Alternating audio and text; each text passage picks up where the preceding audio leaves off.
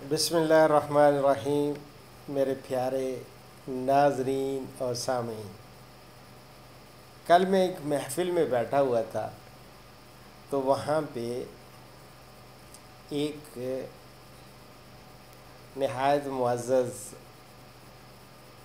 ساتھی، انہوں نے ایک سوال کیا۔ بات ہو رہی تھی مولیوں کی کہ مولی بہت ہی کارآمد چیز ہے، مولی کے بڑے فوائد ہیں۔ تو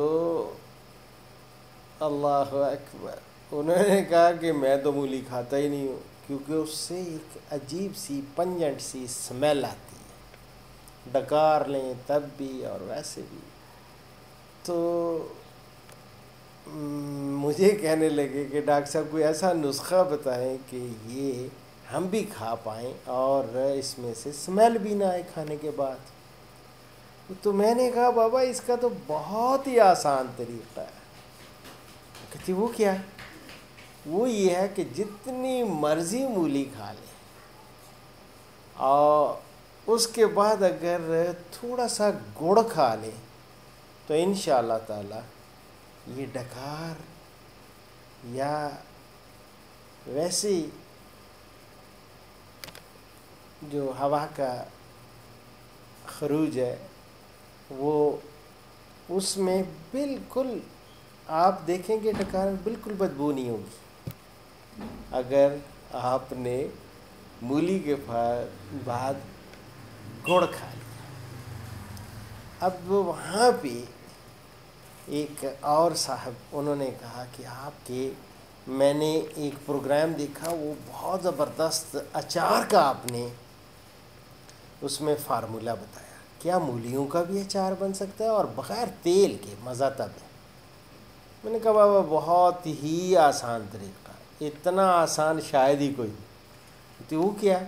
تو وہ یہ ہے کہ آپ مولیاں حسب ضرورت آپ لے لیں، آج کل بہت سستی مل رہی ہیں۔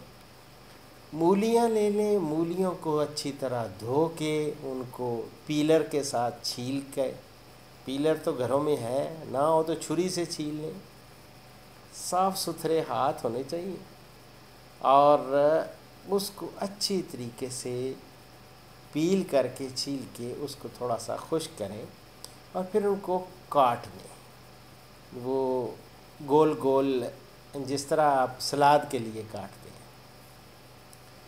وہ کاٹ لیں گے، گول گول ٹکڑے ہو جائیں گے، اور اس کو آپ اس طرح کریں، اس میں کسی برتن میں ڈال لیں، مرتبان میں لے لیں، شیشے کے مرتبان میں وہ ڈالیں، اور اس میں تھوڑا سا نمک ڈال لیں حسب ضرورت، آپ جو ذائقہ آپ کو اچھا لگتا ہے وہ نمک ڈال کے، اور اس کے بعد سرکہ ڈال دیں، سرکہ ڈال کے اچھی طرح ہلائیں، اور اس کے بعد اس کو بند کر دیں، اس کا ڈھکنا بند کر دیں۔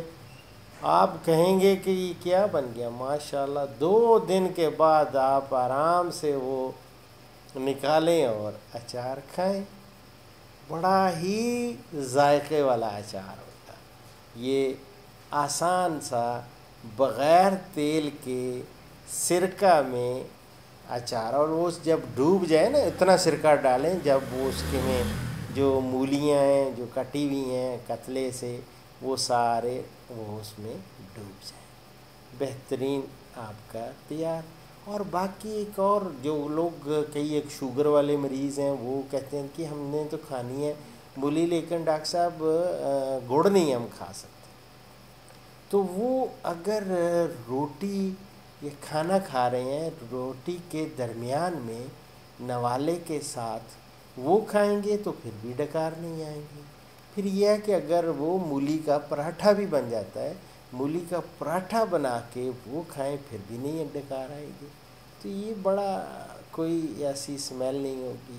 تو یہ ہے بہت ہی کارآمد چیز۔ بلکہ ایک حکیم صاحب کے پاس میں بیٹھا ہوا تھا، تو وہ حکیم صاحب تو کہنے لگے کہ ڈاکٹر صاحب یہ مولی اگر لوگوں کو اس کی افادیت کا پتہ چل جائے تو یہ اگر سونے کے بھاؤ بھی ہو تو وہ لوگ خریدیں۔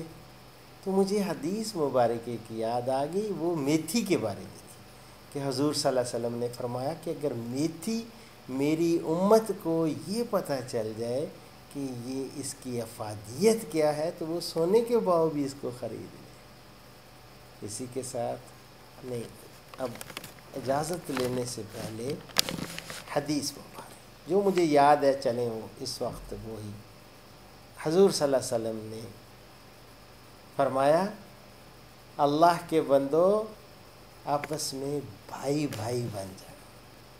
اسی کے ساتھ ڈاکٹر اشرف صاحبزادہ کو اجازت دیں، انشاءاللہ اگلے پروگرام میں ملاقات ہوگی بشرطے کہ زندگی نے وفا کی۔ فی امان اللہ۔